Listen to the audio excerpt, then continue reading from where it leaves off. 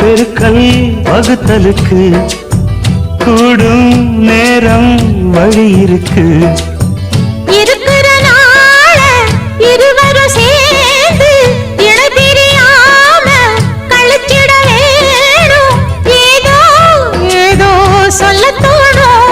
அட உன்னோட உன்னான மூணாகும். அது இப்போதும் எப்போதும் தேனாகும். பள்ளிக்கூடம் போகலாமா, அதுக்கு புத்தகத்தை வாங்கலாமா? எல்லோருக்கும் நல்ல பாடம் சொல்லாமலே புரியும் பாடம்.